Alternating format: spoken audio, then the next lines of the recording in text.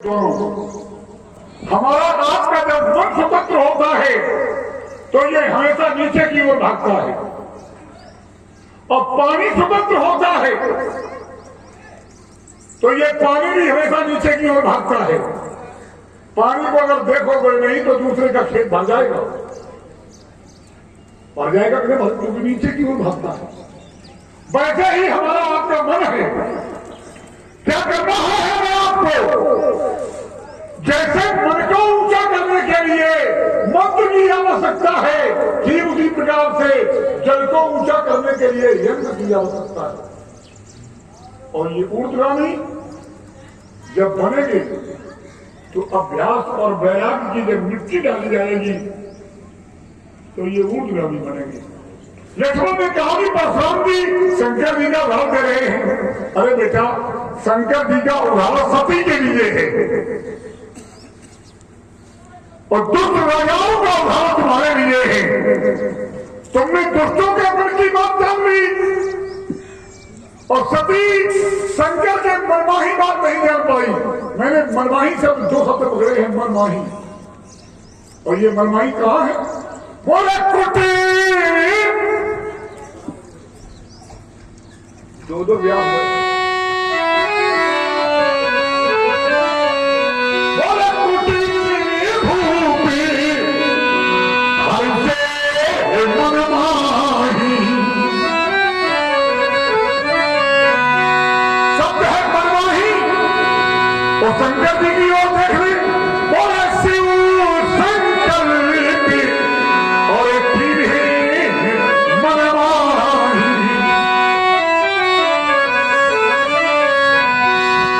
तो इस आधार पर मैंने कहा था, आपने कहा कि परशुराम जी सब धनुष समान है। क्यों भैया, सब धनुष समान हो सकते हैं?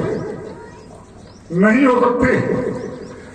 एक पिता के कई बेटे होते हैं लेकिन वो भी कभी एक समान नहीं होते हैं। और मैं प्रमाण दे रहा हूं, एक पिता के विपुल कुमारा हो पृथक गुणशील अचारा। एक पिता के कई बेटे हैं, गुणशील आचरण अलग अलग हैं। कोई पंडित बनता है, कोई तपस्वी बनता है, कोई ज्ञानी बनता है, और कभी कभी कोई चोर भी बन जाता है। एक समान नहीं होते। अरे तुम अपने पिता के 4 बेटे हो, क्या समान हो? समान नहीं हो। आइए मैं प्रमाण देता हूं। बोले चारों रूपी और बरधामा, और तदापि अभिवीर सुखसागर रामा। आपने कहा कि चाहे आपका धनुष हो, चाहे हमारा हो, चाहे भोले बाबा का हो, सब धनुष समान हैं, सब पर बाण चढ़ते हैं, सब पर बाण चढ़ते हैं, सबसे बाण चलते हैं। अगर सब धनुष समान होते तो भगवान शंकर तुम्हारा वाला धनुष ले लेते, फिर दधीच को हड्डियां त्यागने की कोई आवश्यकता नहीं थी। भाई सब धनुष समान है, बाण चढ़ते हैं, तुम्हारा वाला धनुष लेते और धनुष चढ़ा देते। धनुष होते हैं, धनुष हो सकते हैं, लेकिन कभी वो एक समान, हाँ समानता भी होती है तो एक एक की समानता होती है, लेकिन तुम्हारी दृष्टि में सुनाऊ देव सब और एक की समानता नहीं होती। कैसे? आइए मैं अपनी बात को यही रोक रहा हूं, वार्ता लंबी न हो। लक्ष्मण ने जरूर कुछ सोचा होगा, प्रस्तुति गए और आपने 2 छंद गीत के माध्यम से प्रस्तुत किए हैं। तो 1-2 पंक्तियों की बात मैं भी रखता हूं कि देश हित में करल जो, देश हित में करल जो, और पिए जाएंगे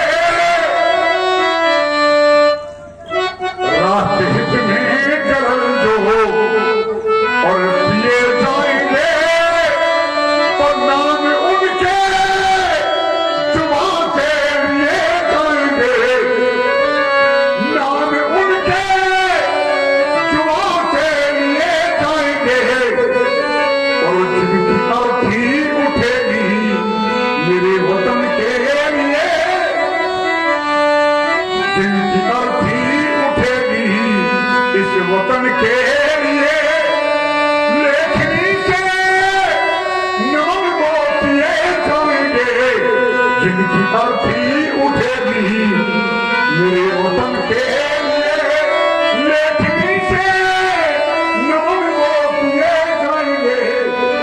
बोल बढ़िया। अब मैं पहले तो मनोरंजन वाली बात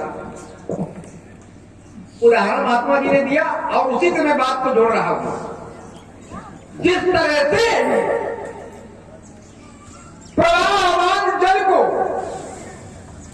सीधा बंधन करके नहीं रोका जा सकता, चाहे जितना बड़ा बांध लगा तो जल में अगर प्रवाह तो तोड़ के निकल जाएगा। तो मनीषी क्या करते हैं, ज्ञानवान क्या करते हैं, जल के प्रवाह को मोड़ देते हैं।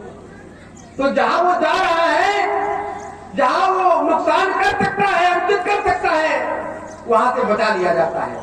जल को कभी सीधा नहीं रोका जा सकता है। इसी प्रकार से मन की भी गति नीचे की ओर है, अधोगति है मन की। लेकिन विभिन्न मनीषी विद्वान विभिन्न तरह से मन की गति को बदलते हैं और उसे किसी तरह से जोड़ने का प्रयास करते हैं, क्योंकि मन के जैसा जब होता है, कुछ मन के मतलब का होता है तो मन वहां लग जाता है।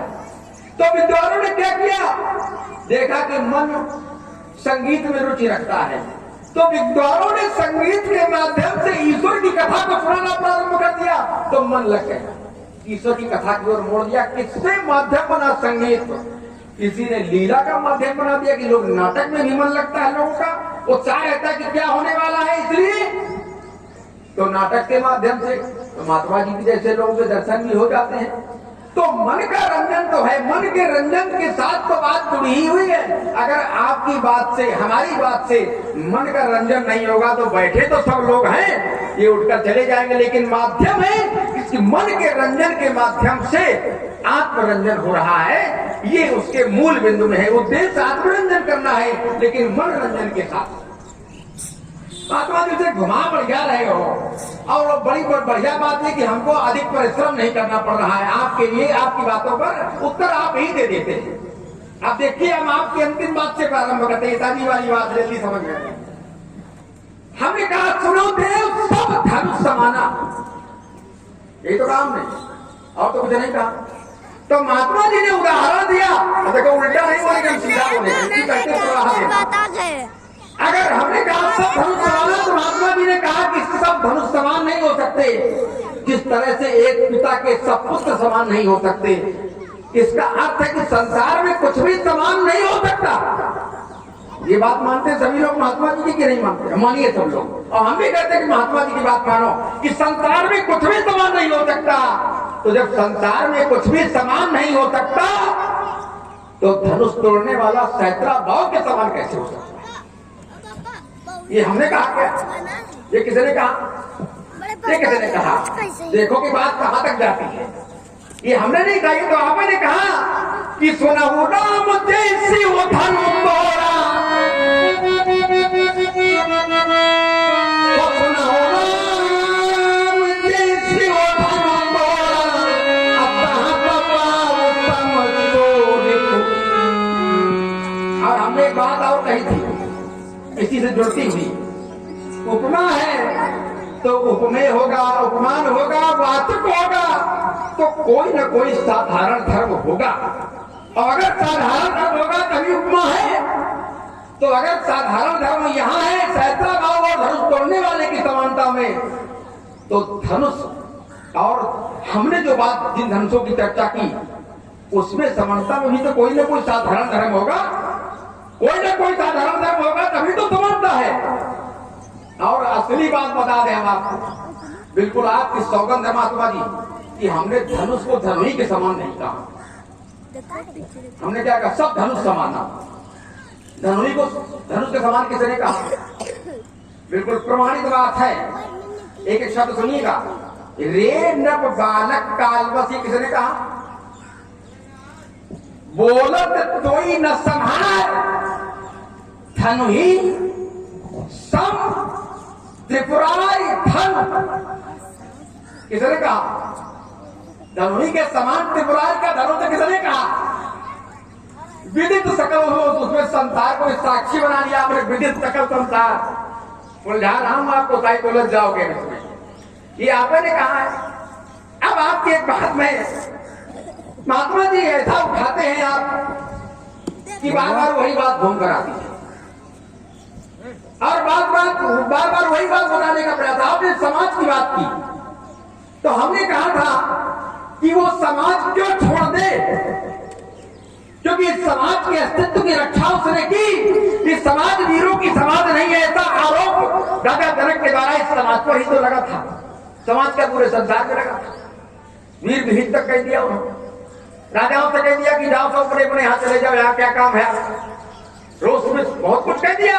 तो आज इस समाज के अस्तित्व की रक्षा तो धनुष तोड़ने वाले ने धनुष का खंडन करके की। तो जो समाज के अस्तित्व की सुरक्षा करता है, क्या समाज उसे कभी छोड़ता है? अच्छा समाज तो नहीं छोड़ेगा, बुरे वाले चाहे छोड़ दे। दूसरा महात्मा जी हमने कहा किस समाज से, कौन सी समाज छोड़ दे? तो बोले सब एक समाज है। और फिर आप ही ने उत्तर दे दिया। आपने क्या उत्तर दे दिया? श्रीहत भय कि श्रीहत भय हार ही राजा, श्रीहत भय हार ही राजा। कहां गए?